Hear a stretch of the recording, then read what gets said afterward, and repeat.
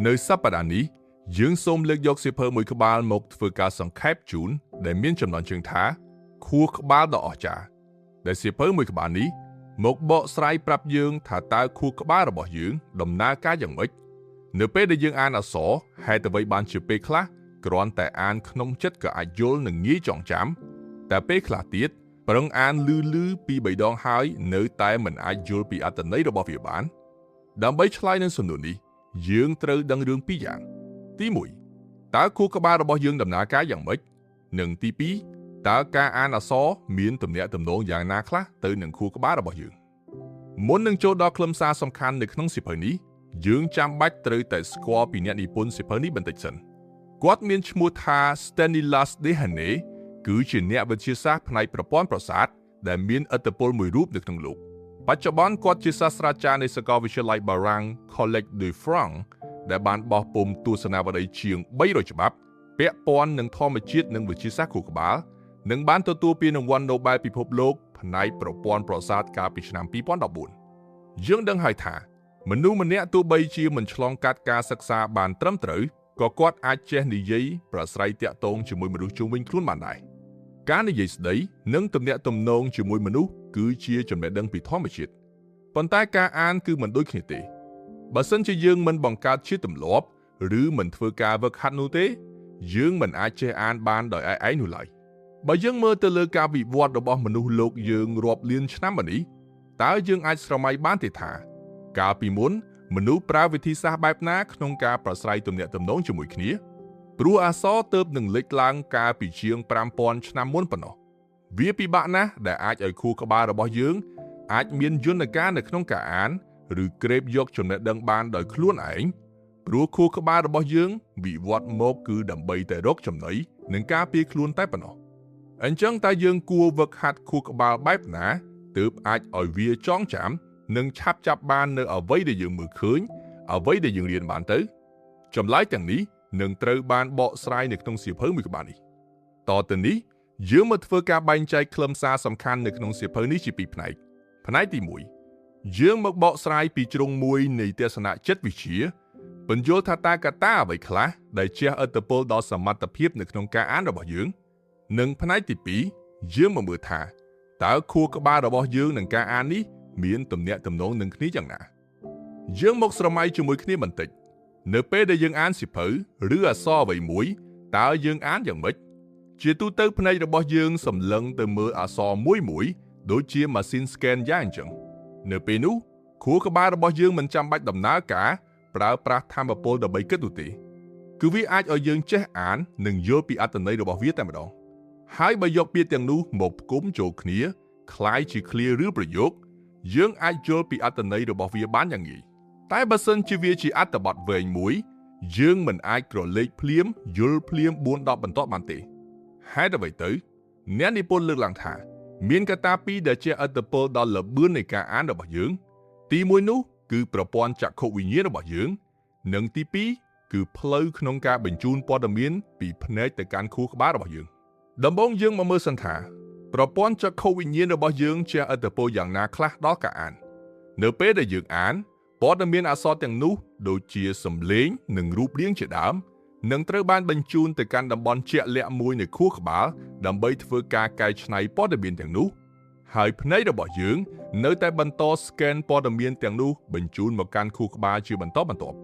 ប៉ុន្តែភ្នែករបស់យើងមិនមែនមើលឃើញច្បាស់ទាំងអស់នោះទេ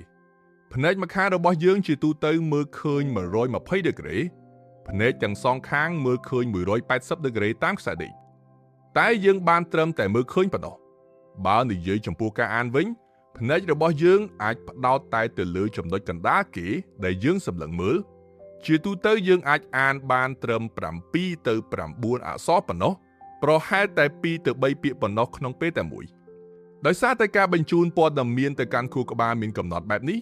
សារដែលខួរក្បាលរបស់យើងទទួលបានក៏មានកម្រិតដែរដែលធ្វើឲ្យល្បឿននៃការអានរបស់យើងក៏យឺតទៅតាមនោះដែរ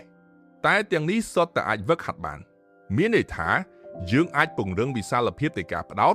ឲ្យភ្នែករបស់យើងអាចចាប់បានអក្សរច្រើនជាងនេះតែទោះបីជាច្រើនយ៉ាងណាក៏ដោយក៏មិនអាចលើសពី4ទៅ5ពាក្យដែរគេមានពិសោធន៍មួយដែលអាចបញ្ជាក់បានថា ក្រសែភ្នែករបស់យើងពិតជាជះឥទ្ធិពលទៅលើល្បឿននៃការអានពិតមែនគេបានឲ្យមនុស្សមួយក្រុមសម្លឹងទៅមើលអេក្រង់មួយនៅលើអេក្រង់នោះមិនមែនលេចចេញនៅឃ្លាឬប្រយោគអ្វីនោះទេតែលេចចេញនៅពាក្យមួយហើយមួយទៀតបន្តបន្ទាប់គ្នាជាលទ្ធផលបង្ហាញថាមនុស្សដែលចូលចិត្តអានម្នាក់អាចអានពាក្យទាំងនោះបាន1100ពាក្យក្នុង1នាទី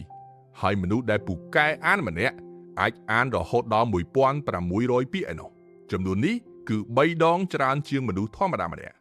នេះបង្ហាញថាបើសិនជាយើងនៅតែផ្ដោតទៅលើពាក្យនីមួយៗនោះល្បឿននៅក្នុងការអានរបស់យើងនៅមានកម្រិតយ៉ាងច្រើនបំផុតបានត្រឹមតែ1600ពាក្យប៉ុណ្ណោះកត្តាទី2ដែលជះឥទ្ធិពលដល់ល្បឿននៃការអានគឺផ្លូវក្នុងការបញ្ជូនព័ត៌មានពីភ្នែកទៅកាន់ខួរក្បាលរបស់យើងដំបូងយើងមកពិចារណារឿងមួយនេះយើងដឹងហើយថាអក្សរគឺគេបង្កើតឡើងសម្រាប់កត់ត្រាព័ត៌មានហើយវិធីដែលបញ្ជូនព័ត៌មាននោះទៅកាន់អ្នកដទៃគឺតាមរយៈសំឡេងរបស់វាដូច្នេះនៅពេលដែលយើងចង់អានយើងត្រូវបំលែងអក្សរនោះទៅជាសំឡេងសិនទើបយើងអាចដឹងពីអត្ថន័យរបស់វាចុះយើងអាចគ្រាន់តែមើលអក្សរអាចដឹងន័យដោយមិនចាំបាច់អានបានដែរឬទេអ្នកខ្លះថាបានអ្នកខ្លះថាមិនបានចំពោះបញ្ហានេះយើងត្រូវត្រឡប់មកមើលយន្តការនៃការអានជាមុនសិនតាមការស្រាវជ្រាវបានបង្ហាញថាពីអក្សរទៅកាន់សំឡេងគឺជាផ្លូវមួយដែលមិនអាចកាត់ចោលបានទេមានន័យថាតើតែអានវាចេញមកទើបអាចឲ្យខួរក្បាលរបស់យើងកាត់យល់ពីអត្ថន័យរបស់វាតែនៅតែមានការលើកឡើងថាការដែលអានចេញជាសំឡេងដើម្បីឲ្យយល់ន័យនេះគឺសម្រាប់តែអ្នកដែលទើបនឹងចាប់ផ្ដើមអានប៉ុណ្ណោះឬក្មេងមត្តេយ្យសិក្សាជាដើមមនុស្សធំដូចជាយើងគ្រាន់តែក្រឡេកមើលអក្សរក៏អាចដឹងពីន័យរបស់វាបានដែរការខ្វែងមតិគ្នានេះបន្តមានអស់រយៈពេលជាង30ឆ្នាំទើបតែដល់ពេលថ្មីនេះមតិទាំងពីរនេះបានឈានទៅដល់សេចក្តីសន្និដ្ឋានមួយចំពោះមនុស្សពេញវ័យម្នាក់លក្ខខណ្ឌទាំងពីរនេះសុទ្ធតែត្រូវដូចគ្នាហើយយើងប្រើវាដំណើរគ្នារហូតមកយើងក៏មានអារម្មណ៍ដឹងដែរថាការដែលយើងអានខ្សឹបគឺអាចមានល្បឿនលឿនជាងអានមួយពាក្យចេញមកលឺដូច្នេះវិធីដ៏ល្អមួយដែលអាចឲ្យយើងអានបានលឿននិងយល់ន័យអ្នកគួរតែអានខ្សឹបមិនចាំបាច់បញ្ចេញសំឡេងក៏បានប៉ុន្តែមិនគួរគ្រាន់តែអានក្នុងចិត្តនោះទេនេះមិនមែនមានន័យថាអ្នកត្រូវតែអានខ្សឹបឬក៏ត្រូវតែអានឲ្យលឺជ្រើសយកវិធីណាមួយឲ្យខានតែបាននោះទេវាគឺជាវិធីពីរយ៉ាងដែលបំពេញគ្នាទៅវិញទៅមកទៅតាមអត្ថបទនិងបរិបទផ្សេងគ្នាខ្ញុំជឿថាគ្រប់គ្នាប្រកាសជាធ្លាប់មានបទពិសោធន៍បែបនេះអត្ថបទខ្លះគ្រាន់តែមើលត្រួសក៏អាចយល់ពីអត្ថន័យរបស់វាបានដែរមើលអក្សរភ្លាមក៏អាចកាត់យល់ពីន័យភ្លាមតែម្ដងតែមានពេលខ្លះទៀតទោះបីជាអានលឺមួយយ៉ាងយកចិត្តទុកដាក់ហើយនៅតែមិនយល់ទៀតតើហេតុអ្វីទៅយើងនាំគ្នាមកមើលស្ថានភាពជាក់ស្ដែងកាលពីនៅតូចនៅពេលដែលគ្រូឲ្យយើងអានកំណាព្យឬសូត្រមេរៀនម្ដងគាត់ឲ្យយើងអានខ្សឹបក្នុងចិត្តឬគាត់ឲ្យយើងអានឲ្យលឺច្បាស់មួយប្រកាសជាត្រូវអានឲ្យលឺហើយនេះគឺដោយសារតែនៅពេលដែលភ្នែករបស់យើងមើលឃើញអក្សរឬឃ្លាណាមួយដែលយើងមិនធ្លាប់បានឮពីមុនមកឬកម្របានឃើញវាទាមទារឲ្យយើងអានលឺទើបខួរក្បាលរបស់យើងអាចបកប្រែពីអត្ថន័យរបស់វាបានតែបើសិនជាពាក្យក្នុងអត្ថបទនោះជាពាក្យដែលយើងឧស្សាហ៍ឃើញញឹកញាប់ជាពាក្យដែលយើងស្គាល់នោះគ្រាន់តែឃើញភ្លាមខួរក្បាលរបស់យើងអាចដឹងពីន័យរបស់វាភ្លាមតែម្ដងដូចជាពេលដែលយើងអានរឿងព្រេងនៅក្នុងបណ្ណាល័យគ្រាន់តែអានខ្សឹបក្នុងចិត្តក៏អាចឲ្យយើងយល់ពីអត្ថន័យសាច់រឿងទាំងមូលបានដែរហើយថែមទាំងអាចបង្កើតបានជាផ្ទាំងទស្សនីយភាពនៅក្នុងខួរក្បាលយើងទៀតផងនេះមានន័យថាយើងមិនបានបកប្រែអក្សរទៅជាសំឡេងសិនចាំបកប្រែន័យរបស់វានោះទេគឺប្រែពីអក្សរទៅជាអត្ថន័យតែម្ដងហេតុផលទាំងនេះយើងដឹងហើយតែសំណួរសួរថាធ្វើបែបណាទើបអាចក្រឡេកមើលអក្សរភ្លាមអាចដឹងពីន័យរបស់វាភ្លាមដោយមិនចាំបាច់អានលឺបានទៅចម្លើយនោះគឺប្រើប្រាស់ពាក្យពេចន៍ដែលមានស្រាប់នៅក្នុងខួរក្បាលរបស់យើងអ្នកនិពន្ធហៅវាថាវចនានុក្រមក្នុងខួរក្បាលតួរលេខដែលមាននៅក្នុងខួរក្បាលរបស់យើងស្រាប់គឺច្រើនខ្លាំងណាស់ខួរក្បាលមនុស្សពេញវ័យម្នាក់អាចផ្ទុកអក្សរបានរាប់ម៉ឺនពាក្យដែលមានស្រាប់នៅក្នុងវចនានុក្រមយើងម្នាក់នៅពេលដែលយើងក្រឡេកមើលអក្សរមួយដែលយើងស្គាល់ខួរក្បាលរបស់យើងអាចស្វែងរកពាក្យពេចន៍ដែលមានស្រាប់នៅក្នុងខួរក្បាលដែលមានន័យស្រដៀងគ្នាមកប្រៀបផ្ទឹមគ្នាដំណើរការនេះប្រើពេលតែប្រមាណ 0.6 វិនាទីប៉ុណ្ណោះ យើងមកមើលពីទំនាក់ទំនងរវាងខួរក្បាលនិងការអានវិញម្ដងមនុស្សម្នាក់មិនចាំបាច់ចូលសាលាក៏អាចនិយាយបានដែរនេះគឺជាសមត្ថភាពពីធម្មជាតិប៉ុន្តែបើមិនដែលចូលរៀនទេគឺមិនអាចអានអក្សរដាច់នោះទេការអានមិនមែនជាសមត្ថភាពពីធម្មជាតិដែលមានស្រាប់នៅក្នុងខ្លួនមនុស្សគ្រប់គ្នាឡើយតែវាជាសមត្ថភាពរួមបញ្ចូលគ្នានៃផ្នែកផ្សេងនៅខួរក្បាលដែលអាចបង្កើតសមត្ថភាពមួយនេះបានមុនពេលដែលបច្ចេកវិទ្យា X-ray ចូលមកដល់ពីមុនយើងមិនដឹងថាខួរក្បាលរបស់យើងមានអ្វីខ្លះនោះទេសូម្បីតែរូបរាងវាបែបណាក៏គ្មានអ្នកណាដឹងដែរទើបតែប៉ុន្មានសិបឆ្នាំចុងក្រោយនេះប៉ុណ្ណោះដែលយើងមានការសិក្សាបានស៊ីជម្រៅពីខួរក្បាលអ្នកវិទ្យាសាស្ត្រមួយចំនួនរកឃើញថាខួរក្បាលមានទំនាក់ទំនងគ្នាយ៉ាងស្អិតរមួតជាមួយនឹងសមត្ថភាពក្នុងការអាននិងវិភាគយើងសុទ្ធតែដឹងហើយថាការដែលចេះនិយាយភាសាកំណើតគឺជាធម្មជាតិរបស់មនុស្សតែសមត្ថភាពក្នុងការអានទាមទារឲ្យយើងចូលសាលាដើម្បីរៀនសូត្រនៅពេលដែលយើងចេះអានហើយយើងអាចទទួលបានព័ត៌មានកាន់តែច្រើននិងអាចទទួលបានឱកាសជាច្រើនឥតដែនកំណត់បើយើងប្រៀបធៀបពីការកកើតនៃខួរក្បាលនិងប្រវត្តិនៃការកកើតនៃអក្សរគឺខុសគ្នាឆ្ងាយណាស់ខួរក្បាលរបស់យើងបានឆ្លងកាត់ការវិវត្តរាប់សិបលានឆ្នាំមកហើយខណៈអក្សរទើបនឹងត្រូវបានគេរកឃើញកាលពីជាង 5000 ឆ្នាំមុនប៉ុណ្ណោះដូច្នេះការដែលចេះអានគឺជាសមត្ថភាពមួយដែលយើងអាចបណ្ដុះបានកាលពីមុនប្រទេសនីមួយៗបានបង្កើតនូវសញ្ញាផ្សេងដើម្បីសម្គាល់វត្ថុឬបង្ហាញនូវទិដ្ឋភាពអ្វីមួយក្រោយមកវិវត្តទៅជាអក្សរដូចសព្វថ្ងៃនេះនៅពេលដែលមនុស្សក្នុងលោកមិនទាន់ព្រមព្រៀងគ្នាយកភាសាណាមួយមកធ្វើជាភាសាសកលដូចជាភាសាអង់គ្លេសសប្តាហ៍ថ្ងៃនេះដើម្បីឲ្យយើងអាចចេះភាសាមួយទៀតបានតតែឆ្លងកាត់ការរៀនគឺតាមរយៈអក្សរនេះឯងបើយើងក្រឡេកមើលពីការរៀនសូត្រការអានអក្សររបស់ក្មេងៗគេអាចបែងចែកចេញជា3ដំណាក់កាលដំណាក់កាលទី1គឺការសម្គាល់រូបភាពពួកគេមិនទាន់ស្គាល់អក្សរទេគឺមានតែមើលរូបដើម្បីអាចយល់ពីអត្ថន័យរបស់វានៅក្នុងដំណាក់កាលនេះក្មេងៗប្រើប្រាស់ផ្នែកមួយនៃខួរក្បាលដើម្បីធ្វើការផ្ទាល់ជាមួយនឹងចក្ខុវិញ្ញាណហើយបញ្ជូនរូបថតមួយសន្លឹកនោះទៅកាន់ខួរក្បាលយើងត្រូវដឹងថាគ្រប់ព័ត៌មានដែលខួរក្បាលទទួលបានគឺក្នុងទម្រង់ជាសន្លឹកដូចជារូបថតយ៉ាងអញ្ចឹងដំណាក់កាលទី2គឺជាដំណាក់កាលដែលក្មេងចេះស្ដាប់សូរស័ព្ទសំឡេងរបស់ពាក្យឬអក្សរណាមួយនៅក្នុងដំណាក់កាលនេះនៅពេលដែលក្មេងឃើញអក្សរមួយគេមិនចាំបាច់នឹកឃើញដល់រូបភាពដែលបញ្ជាក់ពីអត្ថន័យរបស់វាទៀតនោះទេគឺនឹកឃើញដល់សំឡេងរបស់វាតែម្ដងនោះគឺតើអក្សរនោះគេអានយ៉ាងម៉េចរហូតដល់អាយុ5ទៅ6ឆ្នាំជាពេលដែលក្មេងចូលដល់ដំណាក់កាលទី3ហើយនៅក្នុងដំណាក់កាលនេះហើយដែលក្មេងចាប់ផ្ដើមសន្សំនៅពាក្យពេចន៍ដែលគេបានរៀនដាក់បញ្ចូលទៅក្នុងវចនានុក្រមរបស់គេអ្នកវិទ្យាសាស្ត្របានលើកឡើងថានៅពេលដែលក្មេងអានកាន់តែច្រើនស្គាល់ពាក្យកាន់តែច្រើនតំបន់ដែលទទួលបន្ទុកក្នុងការចងចាំពាក្យទាំងនោះនឹងកាន់តែវិវត្តរីកចម្រើនឡើងរហូតដល់ពេលពេញវ័យនេះបញ្ជាក់ថានៅក្នុងខួរក្បាលរបស់យើងមិនមានកោសិកាណាមួយដែលអាចឲ្យអ្នកចេះអានបានដោយឯងនោះទេប៉ុន្តែគេមានសមត្ថភាពក្នុងការសម្គាល់វត្ថុនិងរូបភាពតាមរយៈចក្ខុវិញ្ញាណហើយខួរក្បាលក៏ប្រើផ្នែកនេះដើម្បីកែច្នៃដុសខាត់និងប្រើប្រាស់ឡើងវិញទើបអាចឲ្យយើងមានសមត្ថភាពនៅក្នុងការអានអក្សរនេះបានអ្នកនិពន្ធបានរកឃើញទៀតថាទោះបីជាយើងមិនអាចអានបានពិតមែនតែយើងមានសមត្ថភាពក្នុងការសម្គាល់អក្សរបានពីធម្មជាតិយើងប្រកាសជាឆ្ងល់ហើយថាភាសានីមួយៗមានអក្សរផ្សេងគ្នានិងមានរូបរាងមិនដូចគ្នាតែយើងអាចសម្គាល់វាបានយ៉ាងម៉េចទៅអ្នកនិពន្ធស្រាវជ្រាវឃើញទៀតថាទោះបីជាប្រទេសនីមួយៗមានវប្បធម៌អរិយធម៌ទំនៀមទម្លាប់និងអក្សរសាស្ត្រផ្សេងគ្នាក៏ដោយតែភាសាទាំងនោះមានចំណុចរួមគ្នាមួយនោះគឺរូបរាងនៃអក្សរទាំងនោះកើតចេញពីការផ្គុំគ្នានៃរូបរាងឬសញ្ញាដែលខួរក្បាលរបស់យើងងាយស្រួលចាំបំផុតម្យ៉ាងវិញទៀតរាល់អក្សរដែលមាននៅក្នុងភាសាទាំងឡាយសុទ្ធតែមានសំឡេងនិងអត្ថន័យរបស់វាហើយនៅក្នុងខួរក្បាលរបស់យើងមានផ្នែក2ដែលរ៉ាប់រងទៅលើរឿងនេះផ្នែកទី1រ៉ាប់រងទៅលើការបកប្រែទៅជាសំឡេង